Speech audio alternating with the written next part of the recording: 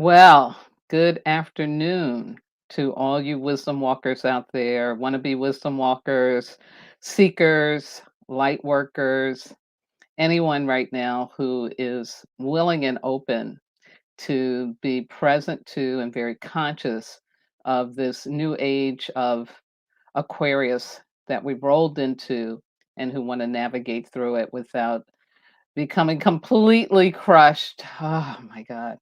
What a week that we've had. And, the hurricane, not the hurricane, the tornado that's happened uh, particularly in Kentucky. Um, the mayor of that town where the candle factory got squashed asked for prayers.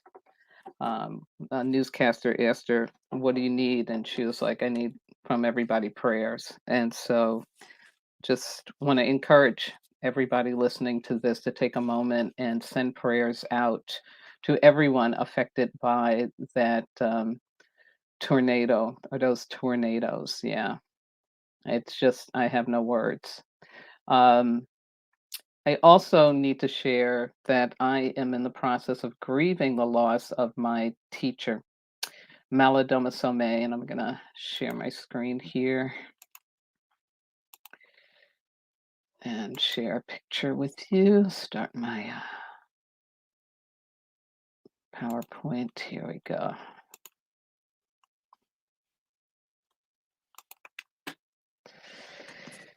And yeah, I met Malidoma back in 2000. I really met him in 1998, probably when I first began to read his book. Or 1999, I began to read his book, and he is one of the four people, I'll say, who really brought to me the remembrance of my spiritual path and who Jojopah is.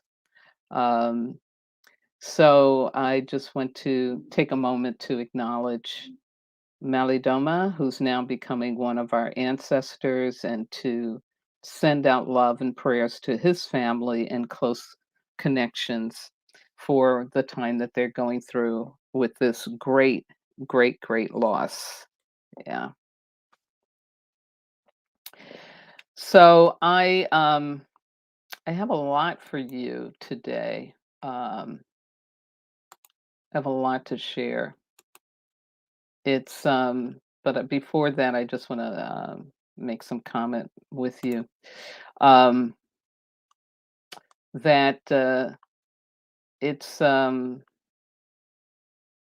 yeah, it's a lot. It definitely is a lot that's going on, and the energies of the week that we're just coming through, and I think the tornado really kind of put the stamp on it of how things are just being broken up, like splintered, like taken out. And every day, or it seems like every other day, I hear of the death of someone, whether it's through COVID or whether it was through a domestic violence situation. I just got informed about one this morning. Um, you know, um, yeah, it's just a lot. 2021 is no joke, and we are going through a lot of grief. So, it was challenging for me to do this, but I knew I had to do it. And the last thing that my teachers would want is for me not to do the work. So I'm very, very grateful to be able to show up and do this for you. I did a long stretch of time for the astrological insights and wisdom because I wanted to get up to the 20th and make sure I covered the full moon for you, which happens on the 18th, next Saturday. Because from the 20th to the end of December, we've got some really powerful aspects, planetary aspects that are going to be going on, including the final Saturn Uranus conjunction. That's the one that kind of really opened us up to all of this breaking down, breaking up of the age of Aquarius. Um, and so I wanted to be able to do a live stream for you, video for you, just on that time period and not have to be backtracking. So I wanted to have this up until the 20th. So it's a little long, but watch it at your leisure. I'll put some timestamps in it, especially for the full moon. But I think it's important. And there's some minor aspects that have shown up that I hadn't seen before, and I just learned about, called a semi-sextile. And a semi-sextile is when the two planets, because the sextile is when they're 90 degrees apart. And that's a flow. That's a flow energy. It's like, I see you, you see me, let's dance together, let's love on each other. But a semi-sextile is where they kind of are pushed very close face to face. It's only 30 degrees apart. And so it's an opportunity for us to choose. Now, a lot of astrologers I find don't include semi-sextile, or quincux is another minor aspect. They usually don't use those. They will focus on the major transits because it can be a lot. But for what we're going through, I thought it was really important to include these semi-sextiles, especially because there's really 5 of them in the entire month, and 3 of them show up in this next 10 days. So I thought it would be important to bring that information to you and just throw it into the pot with all that we need to navigate through. Okay, so let me see if this is going to work. If I do like this, will it change my slide? I think it might not. So I got to go back into, I got to go back in here and redo it. So let me share my screen. So hang with me. And also too, because this is a lot. And there are some themes, some things that you know, are obvious, but there may be some things I missed. So I really encourage you to share in the comments any insights and wisdom that you're picking up from this information. Like, what are some themes that you're seeing, or some connections, like, as we together are really interpreting and receiving this message, both for us in general, in terms of all of us globally, but also for us individually. um so please share in the comments. I'd be very, very happy to hear what you're learning and what you're getting, as I'm learning myself. Yeah. Okay, so let me go in here again and share my screen with you.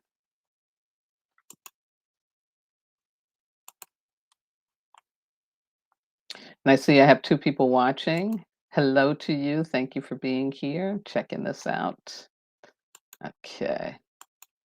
Now it should let me go through. Okay, here we go. So I started out with Friday the 10th just because that week leading up to the 10th, just a lot going on. My teacher died on the morning of the 9th. And so it's been quite a week. And just when we were beginning to recover from the intensity of that week, this week, the tornado showed up. So yeah, the week we've been going through it. We've been going through it. This is no doubt. And to everyone who's out there grieving a loss, um, person, home, job, I just encourage you to sit in that pain, allow yourself to feel it, allow yourself to get supported. Share how you're feeling. Don't keep yourself isolated, because it's really, really important that we don't let all of what's going on stop us, that we're learning from it, learning through it, growing with it. So yesterday was the 11th, and oh, God, I can't believe that I went through the slides and I'm trying to change up the dates and everything. And look, I put November in instead of December. Okay. So that's how crazy I am. This is proof that, yeah, I'm crazy. Anyway, So yesterday on the 11th, we had the Venus conjunct Pluto in Capricorn. And these are really intense, as it says here, lasting for about 3 days usually. And the gift in it, the gift in this energy is that these uncomfortable, unprocessed feelings are asking to be released. And as it says, there's always something brutal about Pluto's revelations, no matter how much shadow work we have done in the past or how spiritually enlightened we think we are. Yes, I can attest to that. So it's a rollover. We've got one more of these coming too, folks, on the 28th. Like I said, the astrology from the 20th to the 30th is pretty intense too. Um, but in this, we want to just be conscious that the pain is being pushed up so that we can heal it, so that we can transform it. So, and again, it's stuff inside of us, um, and it's important for us to pay attention, and to know that as this stuff comes up and out, then we're going to be open to receive the new that 2022 is bringing into us. One of the astrologers I like says that what we really, really want, what we value, the source, the underlying reason for everything is something so primal, so rooted in our identity that it is directing our life in a way that leaves us powerless until we become aware of the dynamic. And yeah, the fear stuff is what this is talking about, how we can get so caught up in our fear in such an unconscious way that we think we're doing one thing, but we're completely doing another. So we want to use this time period to really become more conscious, more aware, more accepting, of what it is in us that needs to be released, needs to be healed. Yeah. Brings us to today. I got the date right. And the first aspect we have is a square. So this is energy not flowing, right? Between these two really big uh, aspects of the Sun and Neptune's. As it says, this transit can weaken your vitality. As the energy brings confusion and disappointment, you may feel insecure, guilty, or apologetic. Dishonesty and deception are likely. So be above board in all of your dealings. I heard about somebody who got a um, vaccination card, an imposter vaccination card so they could go to a theater event. And, you got to really think about this, folks. Like, we're in the midst of a pandemic, there's still the Delta variant. Omicron, they're learning about what it really is and what it does. They really don't know everything yet. And so to be dishonest, just to go in and see a theater show, like something that you really don't have to do, like what is that really about? So, falling into dishonesty and deception, really pay attention to that and stay away from it because it's not going to bring you a good result eventually. The best use for our energy is entertainment that we do with ourselves. So that means, doing knitting or sewing or playing the piano or learning something new that's fun, playing a game, charity work and fighting for social causes. That's what we want to focus on. So again, not just thinking about yourself, but also thinking about how can you serve and, you know, taking care of your gifts and talents so that you can serve. Yeah. So that's what's going on today. We've got that square. Now, tomorrow on Monday, interesting that from the Earth's perspective, our two closest planets, Mercury and Mars, in astrology, we pay a lot of attention to them because they're closest to us. So when they change up into the position of the sky, we really make note of that. And so on Monday, we get Mercury entering the sign of Capricorn, and Mars was already there, but now it's leaving and it's going into, and that's wrong. No, Mars is right. Yeah, Mars is going to Sagittarius. Mercury was in Sagittarius, now it's going into Capricorn. Mars was still in Scorpio, and now it's moving into Sagittarius. So when the planet of intellect, Mercury, is ahead of the planet of action, Mars, we think before we act. Oh my God, that's such good news. Mercury in Capricorn comes with the plan and the strategy, while Mars in Sagittarius will just do it. So this is good energy, good combination of the movement, the shifting up that is happening. So we can pay attention to that. And most importantly, let's think before we act. Really think before you act. I can't emphasize that enough.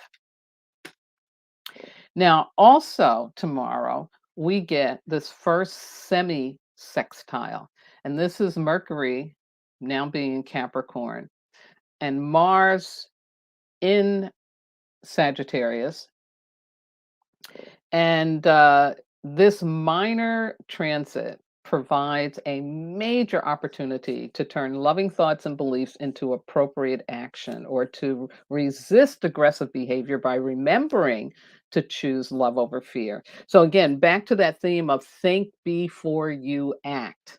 And again, although this is considered a minor aspect, to me, it's important because that energy is there for us to really pause and say, do I want the best of Mercury or the worst of Mercury? Do I want the best of Mars or do I want the worst of Mars, And to really have them coming together for your benefit. And again, that choosing love over fear. Again, I can't stress that enough for the times that we are in. Yeah. Now we jump to Wednesday, the 15th, where we get a conjunction, yay, of Mars with the South Node. And it's kind of a yay, but it's also, buyers beware kind of a thing, in that, like it says here, just as fun loving sign of Sagittarius, Mars moves into that. It's greeted by a most unusual guest, the South Node of the moon. Now, in astrology, you have a north node and you have a south node of the moon. And based on your astrology birth chart when you were born, you want to know that. You want to know, okay, what was in the north node, what planet was in the north node, what planet was in the south node. Because as it says here, the south node is our karma and gifts. The north node is what guides us. That's like, what is the direction for our life? It's connected to our sacred contract. So the south node, again, this karma and gifts from the past, we usually think of the south node of the things from the past, of what we've accumulated over our lifetimes or over our lifetime. I think in one lifetime, we have many lifetimes. And so what is our accumulated body of knowledge? So when the South Node meets Mars, as it says here, the South Node will share its code of conduct. And it says, yes, you can go into all those great places in Sagittarius, but don't forget about everything that went wrong in the past. In other words, think, think, think. Use your wisdom as these opportunities are beginning to open up. And Mars again is about this force, this energy, this movement of aggressively it can be, pushing doors open, bulldozing, right? But really, really remember to choose love over fear, because things go wrong when we choose fear. So again, back that same thing, like, yeah, opportunity is going to show up, but take some time to pause and really think about your actions, your behavior, because all of that can come back and haunt you if it's not rooted in love and aligned with the truth of who you are and what it is that you are really supposed to be doing. Yeah, yeah. Now, from here, we jump to Friday. the 17th. And this is where we get not one, but two of the semi-sextiles. So again, minor aspects, but again, to me, it's about choice. So Friday, the 17th, to me, is like a big choice day to go into Friday knowing that you're going to have this opportunity to choose. And so this first one, Sun in Sagittarius, semi-sextiling Pluto in Capricorn, you may have a need to follow your deepest yearnings and intuition rather than take what is expedient and safe path for you. It may be hard to ignore the voice deep within you that is calling you to pursue something or someone in life that you feel drawn to.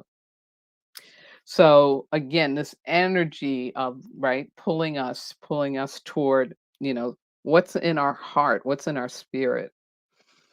But again, we have to choose. And sometimes we may get urged to do something, but we do have to consider the consequences. Like, is this the right time? Is this the right way? You know? So this is some of the choosing. And it's important to know that you can choose, that you do have a choice. Even though you may feel this pull, have this urging like, okay, I'm done. I'm tired. I gotta go. I gotta do this. But there's a way to do it where you can be considerate of other people and yourself so that you don't have stuff to clean up afterwards. You know what I'm saying? I know some of you out there, you know exactly what I mean. Yeah. So that's one of the choices Friday. The second one comes again, Sun in Sagittarius. And again, is very interesting. Another semi-sextile with the Sun in Sagittarius. And now it's Venus in Capricorn. Yeah. You could become more aware of how your quest for love, affection, and pleasure is at odds with your inner drives or personal slash spiritual development. This planetary aspect provides the opportunity to open to learning how to get both needs met in a harmonious and loving manner. So, once again, choosing not to just bulldoze, um, your way into what it is that you're desiring, what do you want. Notice that there may be conflict, but open up to learning how that can get resolved, as it says, in a harmonious and loving manner. How can you have both needs met without giving your power away or, you know, hurting someone else, whether it's intentional or unintentional, but again, you don't want to be messy. You don't want to be messy. So Friday to me is like choosing to not be messy day. Like, how can I cleanly get my needs met in life, become and do what it is I really am here to do and how I'm supposed to do it, but from a place of wisdom, yeah, and also compassion for myself and for other people. Really important. Yeah. And now, drum roll. This will be the major aspect that most astrologers are going to be talking about in the coming week, which is the full moon in Gemini. It is considered one of the luckiest moons of the year because it has a harmonious aspect to Jupiter. Called the cold moon in northern hemisphere, this lunation brings energy and opportunities for material and spiritual growth to make you healthier, richer, and wiser. Yeah. Now, interesting about this lunation, I love that word, rolls off my tongue. This lunation is in Gemini is trine Jupiter, which is a flow energy, and it's protected by the red giant star Betelgeuse. Yeah, who gives martial honor, preferment, which is promotion, and wealth. Now, despite a tense aspect to Venus and Pluto, because they conjunct right now, doing that push pull thing, bringing up that old energy that needs to be healed. Jupiter and Betelgeuse can help you avert a crisis and restore the balance. Yeah. I may actually do a longer, not a longer, an um, additional video on this because there is some more information about some other stuff that's going on, some other stars that are going on with this. But in essence, and Betelgeuse, is part of the kind of the Orion's belt is where you can see it. They call it a red giant because it's in the process of actually dying. It is what we know in science of what happens when a star is running out of its hydrogen, running out of its fuel, and it starts to really blow up and be really big. It may not happen in any human lifetime that it would explode in the sky, but it would probably be something that the scientists say you could see. But anyway, it's considered again this really big energy. And so for both Jupiter, biggest planet, and this Betelgeuse to be kind of acting together for us on this full moon in Gemini is really interesting. So again, it open up to these opportunities that can show up for material and spiritual growth. Going back to Friday, right? Where you're in this choosing, how can I have what I want? What do I have to get up? If I'm spiritual, do I have to give up the material? If I'm material, do I have to give up the spiritual? That kind of thing. And really breaking through to receive guidance, information, and support to really, come to a decision that is balanced and that will make you healthier, richer, and wiser. And richer isn't just about money, because you can have a lot of money but still not be rich inside of yourself. You still not value yourself. So to me, this lunation's energy can help us really value ourselves. That's the growth piece that it's talking about. And let me just look here to see if there's anything else on the moon that I want to share with you. Yeah. And again, I might do a little separate video, a 10-minute video, give you a little bit more because it's really interesting. I did a lot of research. I found a lot of information on it, and I thought that that was really, really, really cool. So anyway, full moon coming up, and it's considered again a positive energy, and boy, do we do we need that. Now, what's also interesting on this same day that we have the full moon. Is that right? No, this is the day after the full moon. Okay. So on Sunday, the day after the full moon, we get these two interesting aspects that show up. And the first one is Venus going retrograde in Capricorn from the 19th until the 29th of January. And that's a pretty long period for her to be in the same sign, both direct and now retrograde. Because she went into Capricorn a little earlier this month.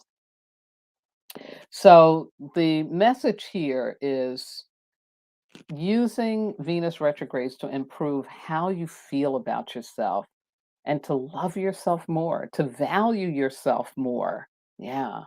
So Venus retrograde is the most strongly felt of all because of the short amount of time that it stays retrograde. The other planets do it for a little longer period. So because her retrograde is shorter, it's like it's more intense. Yeah. The great news is, as it says here, that the Venus retrograde comes with great clarity. We now know what we need to do. It's just a matter of embarking on the journey and staying true to ourselves. So again, on that Friday, we're going into decision making, right? We get this opportunity to make some really good decisions. We can do clean decisions about what we need and how we need to go about getting it.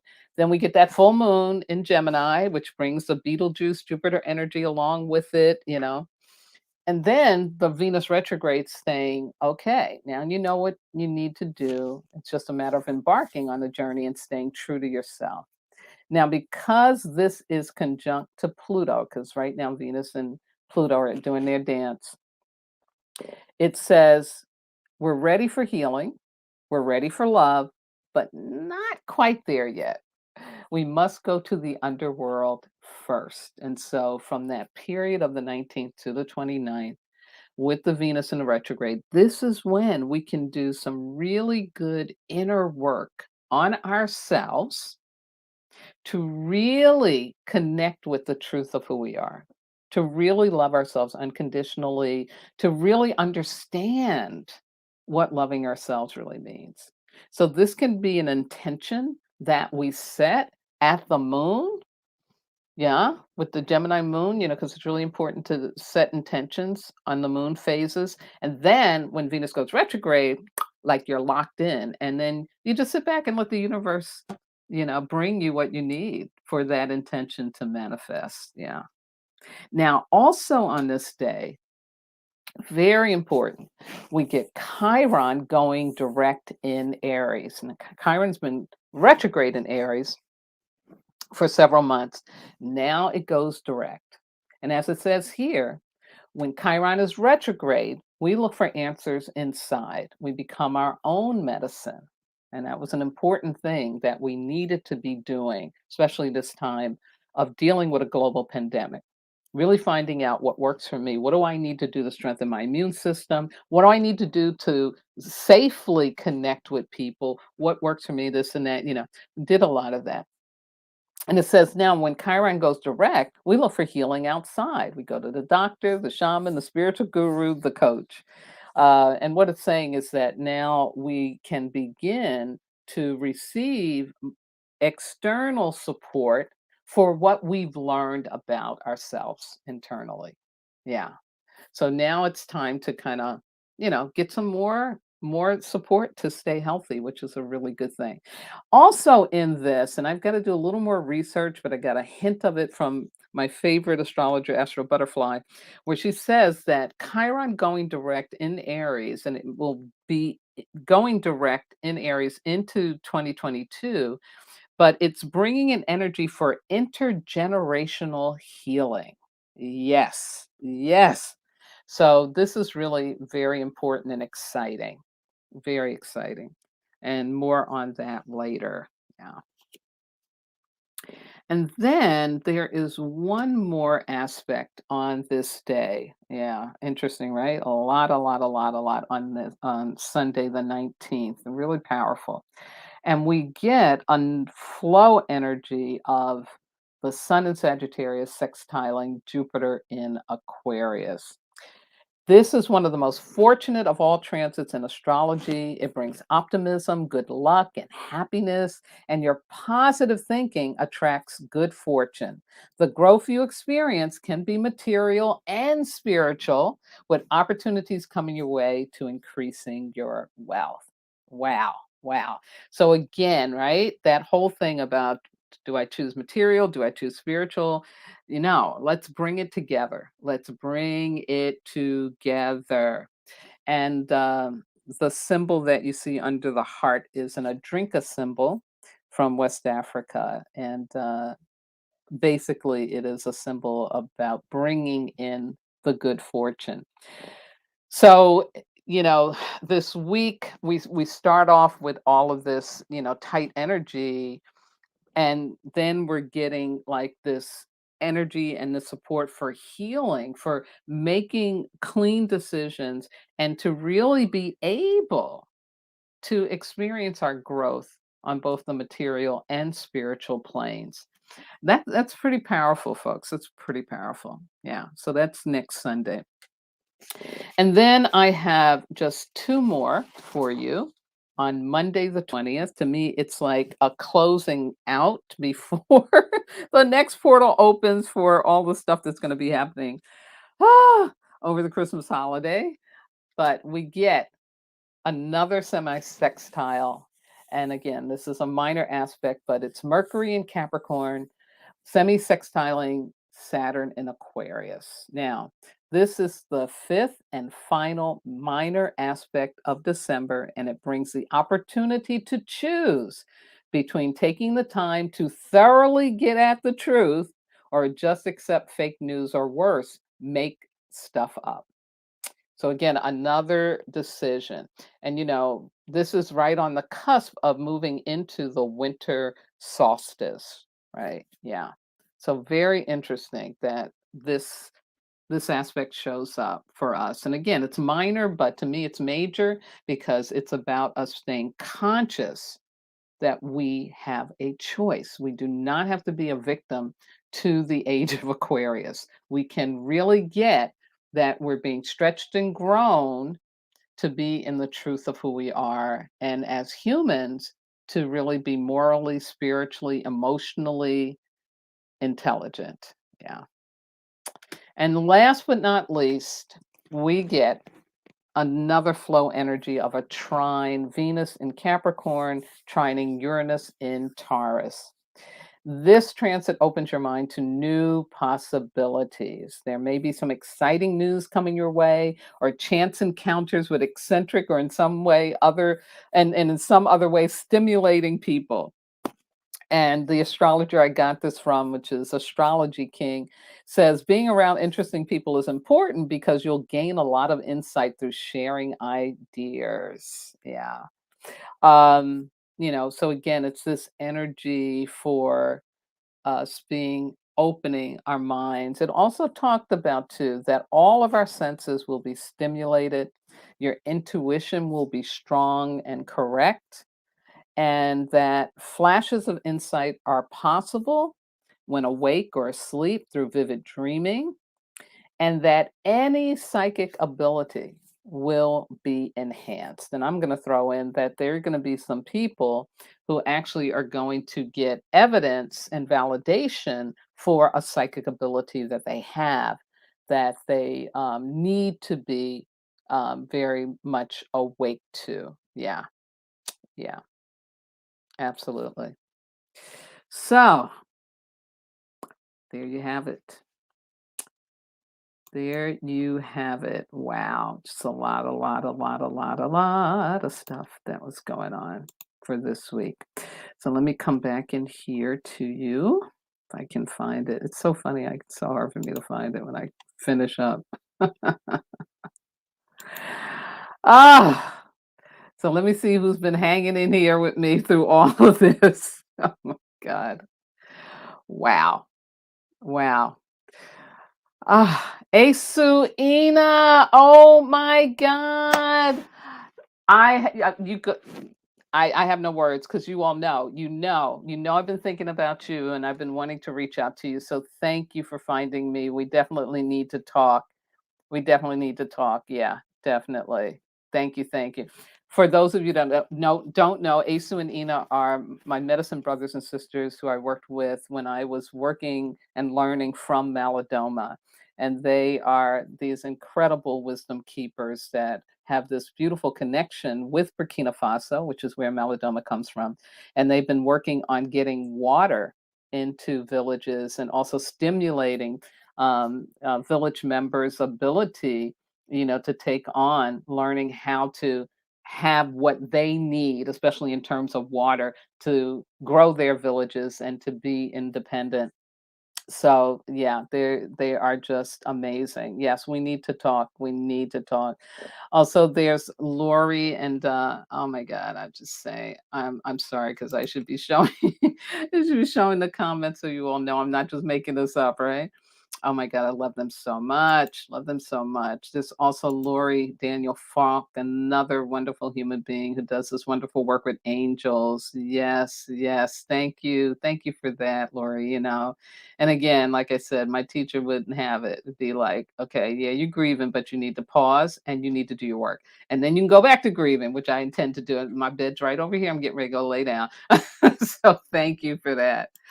Oh my God. Oh, another medicine sister who carries a beautiful Ojibwe medicine, Cheryl. Thank you. Thank you, sweetheart. Thank you so much for being here and for reaching out. And whoever else is listening in that I'm not seeing your name. Thank you. Thank you so much for being here and for listening in. And I know it'll go out to other people as well. And hopefully, this is going to help you. Like I said, so we've just come out of a really, really painful week. Again, prayers, prayers, prayers to the people affected by the tornado. And again, to me, it's like, what's the message there? What is the big message there, for all of us? And one thing is that we really do need to humble ourselves to what is happening with the earth changes, with climate change, because this is so unprecedented for the time of year that it is and the location of where it is. um, it's also about us, knowing that we really first need to turn to prayer, that we need to understand when something like this happens, this is God calling you for your attention. And I don't care what you call God, but we don't even have to go into that. It's about a greater order and direction. And so you're being called to pay attention and to get connected to your God. And so taking a moment to just set an intention or really go into prayer, like I'm head to the floor. God, help us, help us, help us, because we can't figure this out just from our own human intellect. And so this week, that's what it's been about to me. It's like all these things happening, all great loss happening to get us to a point to say, God, we need some help, and not think that we can do this on our own.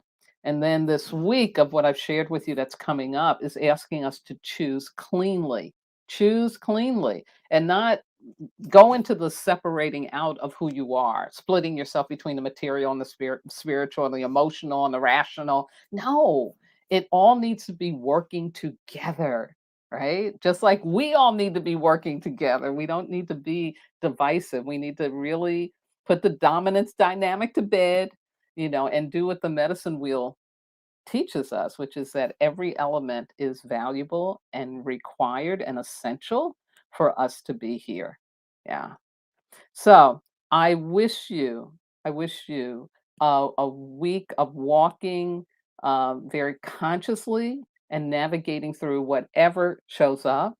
If the grief shows up, welcome it, work with it, use it to get yourself still, to feed yourself, to nourish yourself. That's what I'm doing in regards to your emotions. Don't run from it, don't sedate it, share it. I blasted out some emails and stuff to people, some text, so that people would know what I'm going through. I wear black because that reminds me that I am tender right now. I'm going through a grieving process. It also lets people know that, so that they don't come bum rush me. They kind of stay back when I go out in public, because people can sense there's something wrong. So, yeah, and we move through it. We'll come out on the other side, and we'll be stronger, and we'll be wiser, wiser, wiser. Yeah. So, thank you, Jesuina. Barka barka to you as well. That means thank you in Malidoma's land. Yeah. Ashe. So be well, be safe. Again, in the comments, anything that you're noticing, any things that we're running together that I didn't point out, please share, because again, I'm a learner in this. I'm not a professional astrologer. I am learning myself. I just really see the astrology and what the planets are doing as a great guide for me. And so I wanted to share that with other people. So again, I love you all. I'm so grateful for you in my life and for the opportunity to share this wisdom, insight, and information with you. And I'll be back again for that final part of December, which is going to be really rocking, because we're going into a fire year, folks, and it's no turning back, for real. Take care. Bye now.